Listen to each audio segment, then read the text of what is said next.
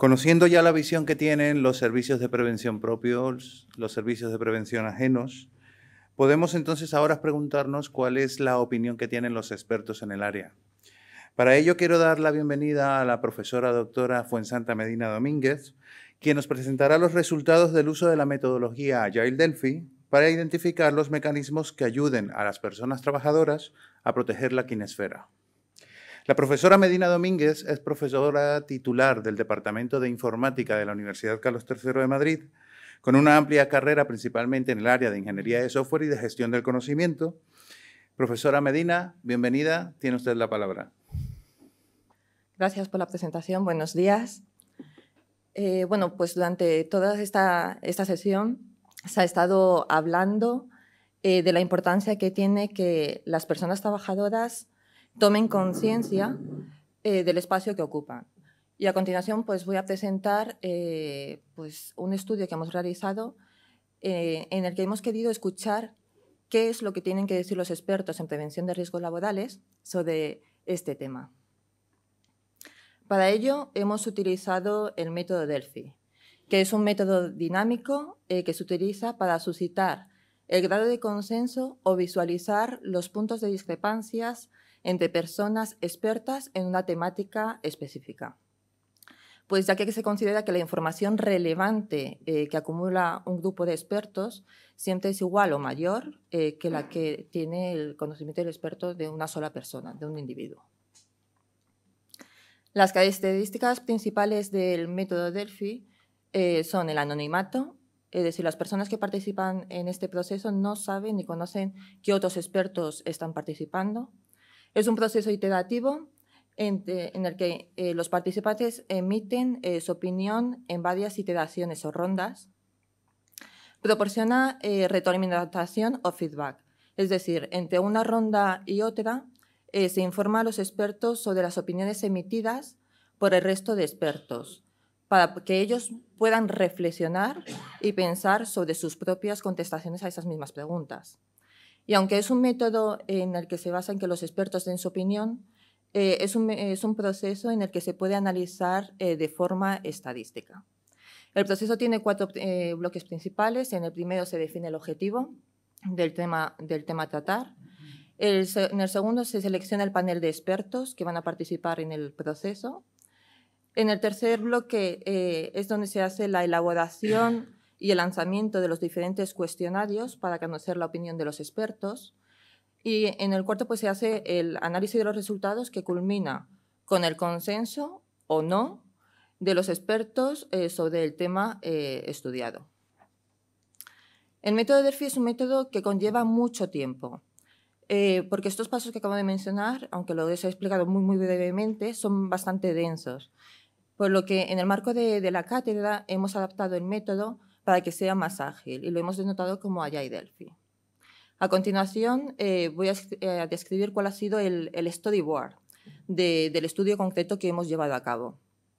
En primer lugar, hemos definido el principal objetivo, que es identificar criterios consensuados que permitan a las personas trabajadoras tomar conciencia del espacio que ocupan en el entorno en el que desempeñan su actividad laboral. Pero en concreto quisimos plantearle 2 preguntas. ¿Cuáles son los factores que hacen que las personas trabajadoras estén desconectadas del espacio físico?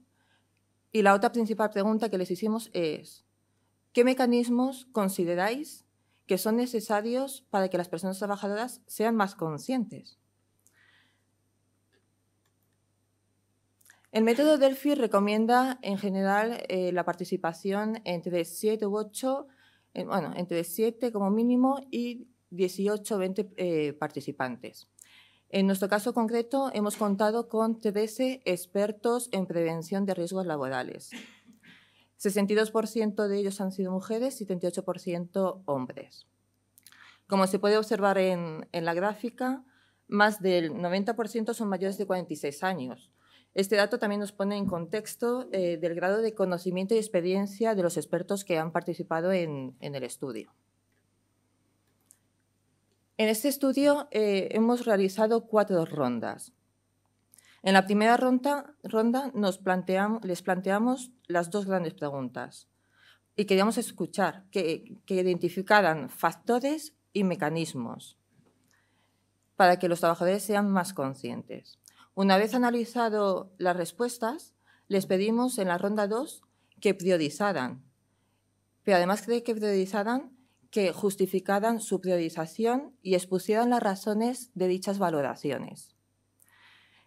En la ronda 3 les facilitamos un informe a cada uno de los expertos con sus respuestas y con las contestaciones del resto de expertos, por supuesto de forma anonimizado, para que reflexionaran sobre lo que también tenían que decir otros expertos a esas mismas preguntas que él o ella había contestado. Y en esta ronda tenían que volver a priorizar y justificar sus respuestas. Y por último, en la ronda 4, hicimos preguntas ya más específicas sobre los factores y mecanismos que ellos habían priorizado para profundizar y atomizar en algunos de ellos. Ahora expondré el análisis de los resultados de las 4 rondas. Respecto a los factores que hacen que las personas trabajadoras estén desconectados, los expertos han identificado y priorizado como primer factor las distracciones. Ya lo han comentado antes el resto de compañeros. Distracciones como móviles, la tecnología, el exceso de confianza, la reiteración y monotonía de las tareas que hacemos diariamente. En este sentido, los expertos coincidían y expusieron que las tecnologías nos ayudan a realizar nuestras tareas diarias, pero a la vez es el elemento principal de distracción y desconexión de nuestro entorno laboral. Además, la rutina y la monotonía pues hacen que el trabajador recurra a estímulos ajenos al espacio físico en el que desarrolla su tarea. Perdón. Como segundo factor, identificaron los factores ergonómicos o psicosociales, estrés, fatiga mental. También lo han comentado antes, el estrés, el apremio de tiempo, pues genera incapacidad para prestar atención al entorno físico. Priorizado en tercer lugar los problemas personales y o familiares. En ese sentido, pues los expertos comentaron que se desconecta del entorno pues cuando tenemos la cabeza en otra parte, en problemas económicos, problemas de enfermedades de nuestros familiares y, por tanto, no se tiene conciencia plena en nuestro entorno de trabajo. En cuarta posición quedó el inadecuado entorno de trabajo, pues una falta de iluminación, ruidos, el tema de climatización. Comentaban que un entorno de trabajo limpio, ordenado, iluminado, pues es un centro mucho más seguro y que ayuda a reducir los riesgos. Y en quinta posición comentaban la falta de formación activa y la experiencia de los trabajadores a lo mejor en determinadas tareas. Y comentaban pues, por eso, que la adecuada experiencia y formación pues, es el factor que hace que las personas trabajadoras sean más conscientes del espacio. Esto respecto a lo que son los factores. Respecto a lo que son los mecanismos que los expertos consideraban necesarios para que las personas trabajadoras sean más conscientes, los expertos priorizaron como primer mecanismo el facilitar un entorno de trabajo seguro. Sin embargo, si reflexionamos y nos paramos un momento en este mecanismo, nos puede hacer pensar. Es decir, por una parte, los expertos nos están diciendo que el mejor mecanismo es facilitar un entorno de trabajo seguro.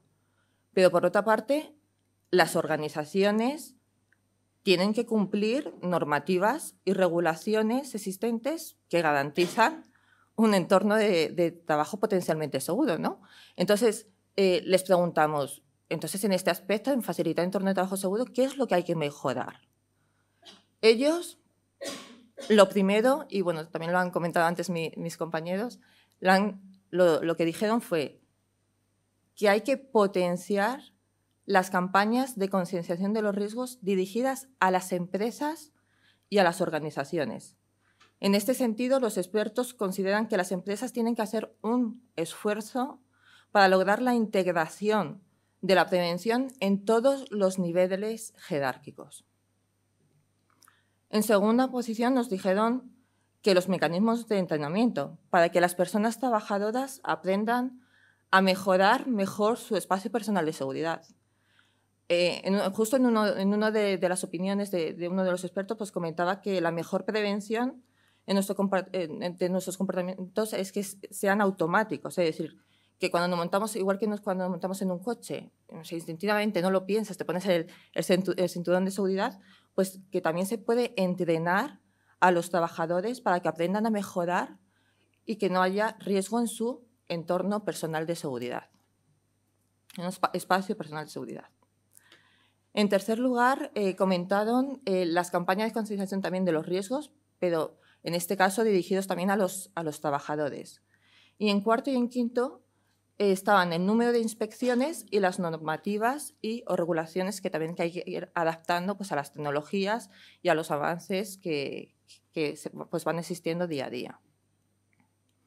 Sobre el tema de las inspecciones, quisimos entrar un poquito más en ello y les preguntamos que, además de las inspecciones reguladas que toda organización tiene, si consideraban interesante y necesario algún tipo de control de bienestar con su superior o alguna herramienta informática en el que el empleado se sintiera cómodo y comentara su situación particular y poder consultar una retroalimentación de los servicios de prevención y consultar su estado, ¿no? Y entonces el 80% de los expertos nos dijeron que sí que se necesita. Por una parte, para conocer la opinión del propio trabajador, sí, pudiendo ser siempre de forma anónima, y también para poder tener información para adaptar y revisar periódicamente las medidas que son implementadas. Los controles que los expertos consideraban de interés fueron canales de comunicación, proporcionar esos canales de comunicación internos, promover en las empresas programas de ayuda al empleado y facilitar herramientas informáticas que permitan realizar la comunicación pero de una forma efectiva, fluida, así como la recepción del feedback que estuviera garantizado. Volviendo a los mecanismos, habíamos hablado de facilitar el entorno de trabajo seguro, ¿no? Como el primero. En un segundo bloque, todos los expertos coincidieron en que los mecanismos son la formación. Formación en que los expertos, formación en la percepción adecuada del riesgo y hábitos seguros del trabajo. Formación en técnicas de seguridad basada en el comportamiento. Formación a través de herramientas y técnicas, pero involucrando siempre al trabajador. Y una formación activa del empleado. En concreto, formación activa, dinámica, que el trabajador esté involucrado. En este sentido, les preguntamos a los expertos sobre si consideraban, por ejemplo, adecuadas herramientas informáticas como la gamificación, que se aprende a través del juego, simulaciones, realidad virtual, y coinciden en que sí, que son herramientas, o que ellos consideran que son herramientas muy útiles y prácticas para que los empleados aprendan de una forma activa. Siguiendo con el tema de la seguridad activa, les preguntamos también a los expertos si consideraban interesante un EPI específico a cada puesto de trabajo que avise pues, a las personas trabajadoras de potenciales situaciones que comprometen su seguridad.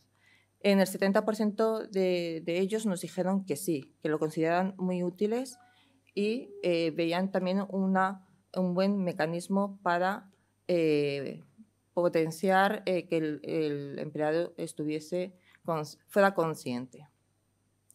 Y por último, quisimos saber si los expertos consideraban que había relación entre la cultura organizativa con la concienciación del espacio.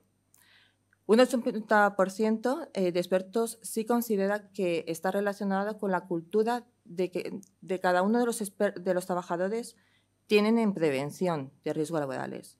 Y sobre la cultura organizativa hubo un consenso total de 100%. Los expertos estaban de acuerdo en que la cultura de prevención de riesgos debe ser inseparable de la cultura organizativa. Con una buena cultura organizativa, las personas tenderán a tener mejor concienciación de su espacio de trabajo, sobre todo si hay medidas que lo apoyen y lo fomenten.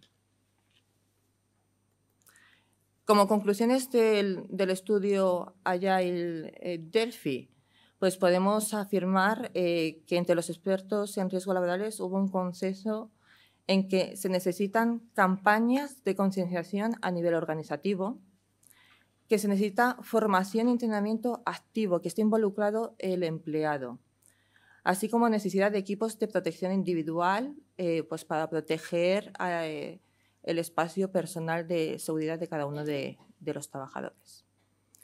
Y esto es todo lo que nos comentaron nuestros expertos. Muchísimas gracias.